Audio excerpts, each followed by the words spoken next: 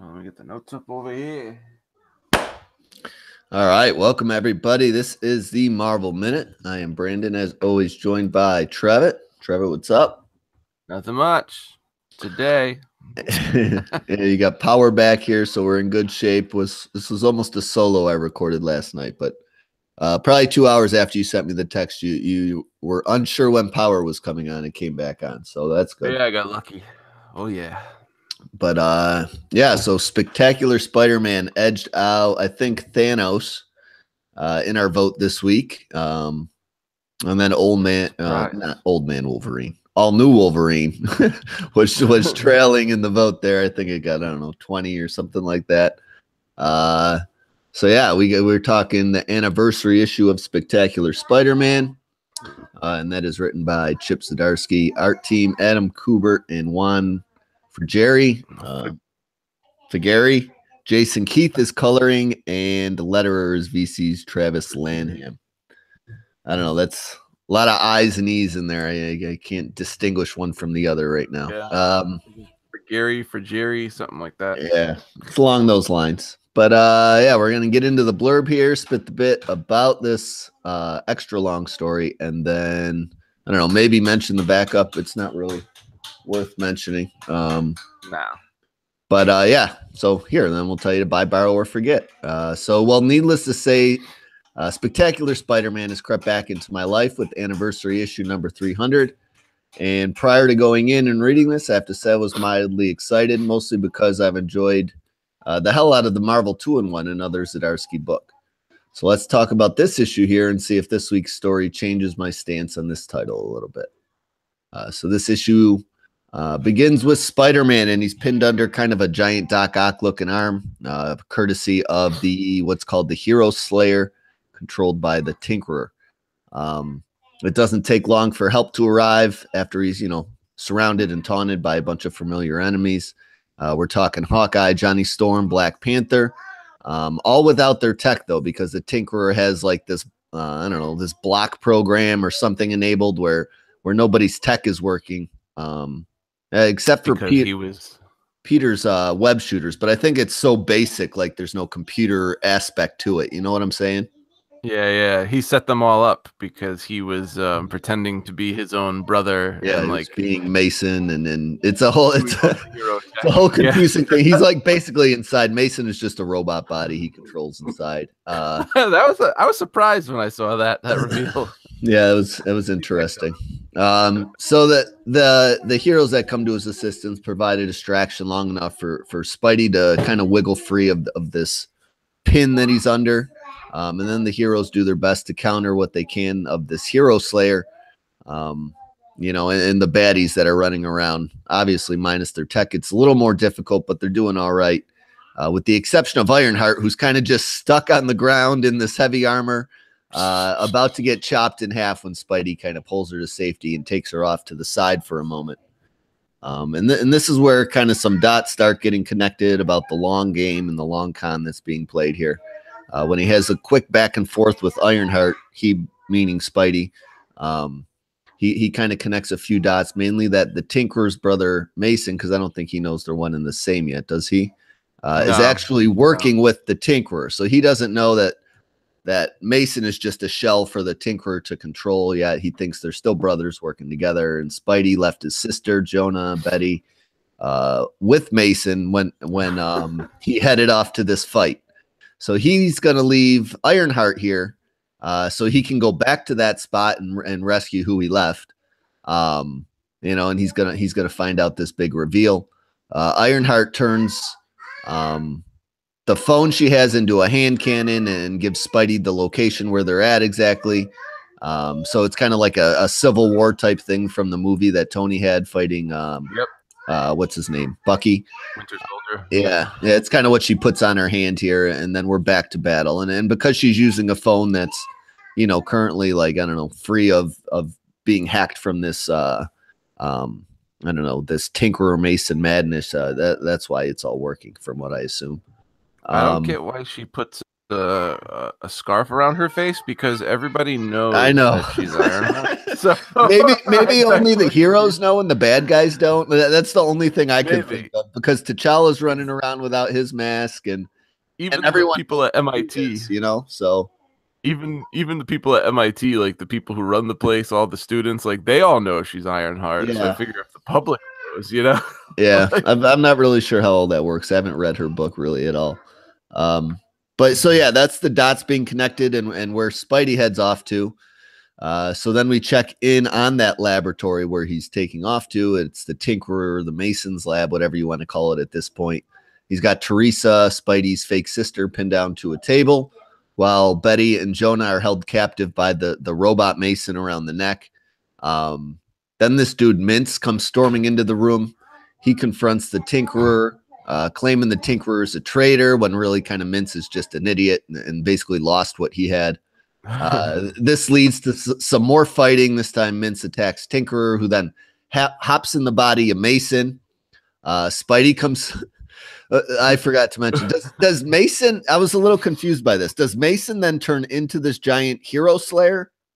yes, He like transforms into it. He looks a little like a poison at the mouth, doesn't he? It does. It does look like a poison. So a giant poison. Yeah, he hulks out the Mason body, turns into this hero slayer. Spidey comes storming in with a car in hand. This was my favorite page, just because it looked sweet and because of the joke on it. It was Jonah's car. Yeah, that was pretty awesome. Jonah's like, why is it my car? He's like, so this car then whacks Tinkerer in this, robot shell, leading to just further chaos and madness. And while all that's going down and occurring, Betty kind of takes a crowbar to the computers that are knocking out all the heroes' techs, stopping the blockers. So then the heroes kind of just automatically wrap everything up in like, I don't know, 3 panels once their tech is back. So then we move on here. We got Mintz walking out of the Tinkerer's lab, and he's got Betty and he's got Jonah and all them. He's trying to arrest them. Tinkerer tries to take off when he realizes he's screwed, but Ironheart knocks him out of the sky. So everybody's kind of captured here. And you think the story's over when Falcon turns the tides on Mintz and basically says, no, these people are free and you're under arrest, buddy. There's no shield here to cover for your shenanigans anymore. So story over, right? Wrong. The story keeps going because the ship, giant alien ship, just randomly appears over the sky. And the Tinkerer seems to know what this is all about, while the heroes are kind of like figuring out what's going on. Falcon kind of flies up there to see if they're friendly or not, and he pays for that. Then we kind of just get a giant info dump, kind of a retcon of some of Tinkerer's past events.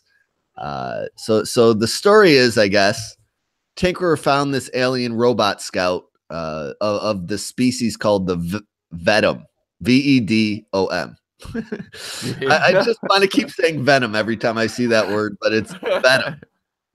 These are robots who roam the universe looking for AI. And basically what happens is they evaluate if this AI is free or subservient to who controls it. If it's subservient, they basically free it and eradicate the planet that was holding it hostage.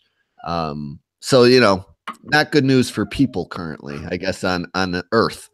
Well, the Tinkerer set up those AIs from all those Stark phones to make it look like the Earth had all these subservient AI. Yeah. So he set up the Earth for a doomsday scenario. Yeah, that's the next bullet here. It says using the knowledge Tinkerer gained from the Vedom, he created a tipping point they couldn't ignore. So the Tinkerer created those phones, each with their own AI to be untraceable.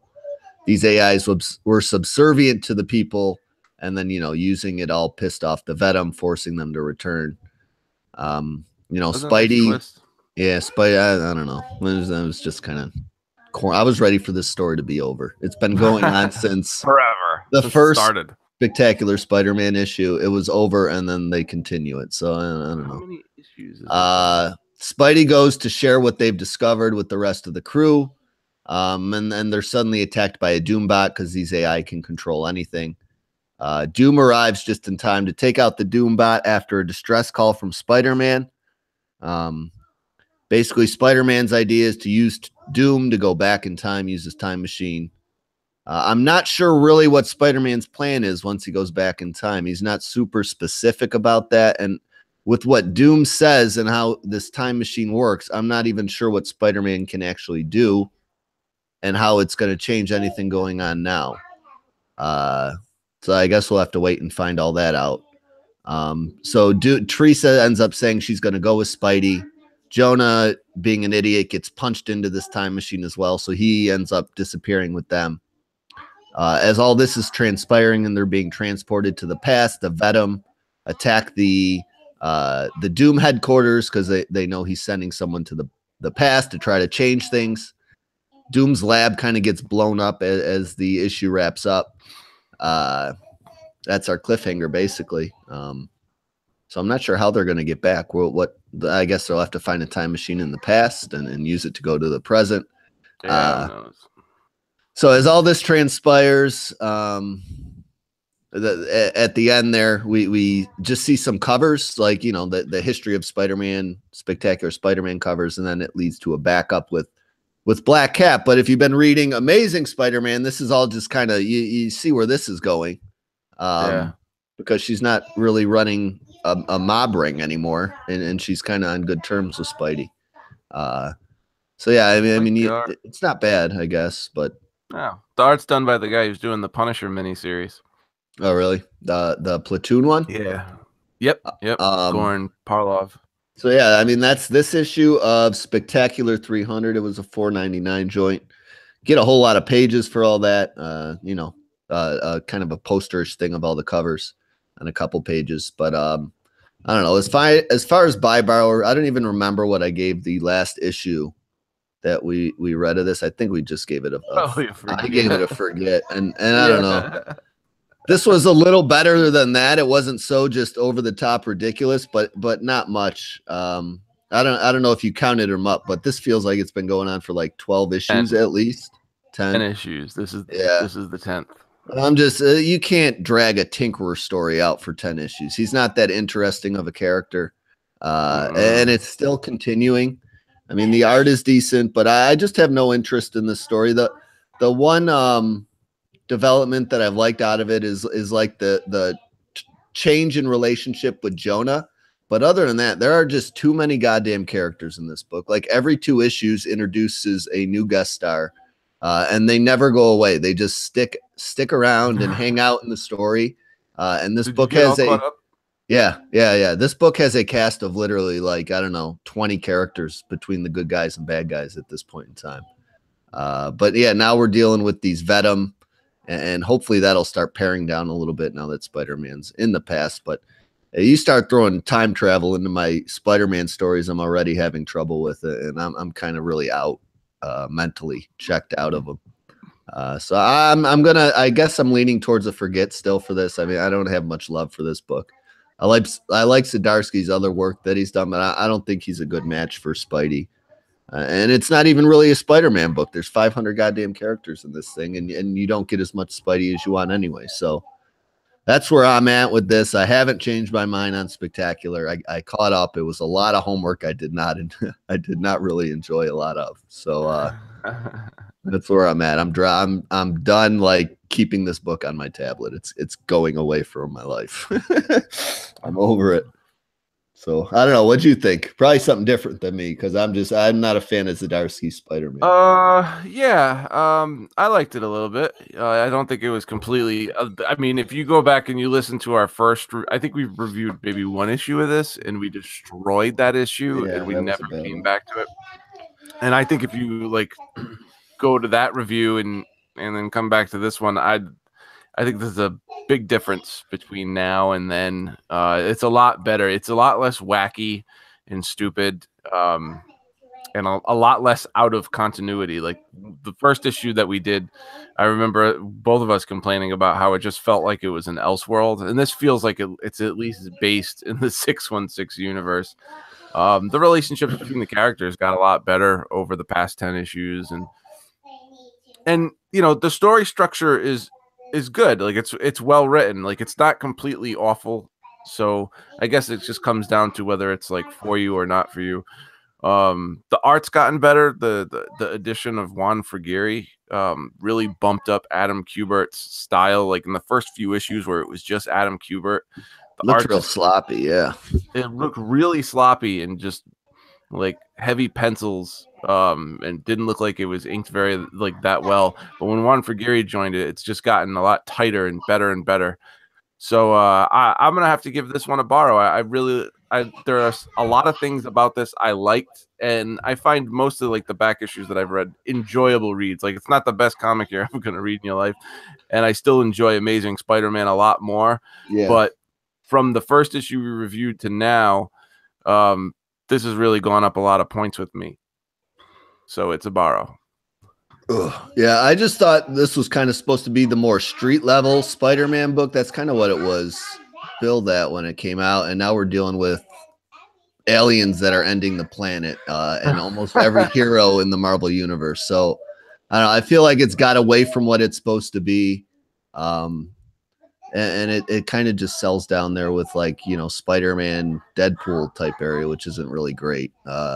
I think it's better than that. I gotta. Yeah, it's a better book than that, but I mean it's just kind of like I don't know, just a side Spider-Man book. I don't want to bother with. I'd pay attention to the development so I know how they're going to tie into my amazing reading experience. But so far, it's really only been the Jonah thing that's been the big one you need to know about.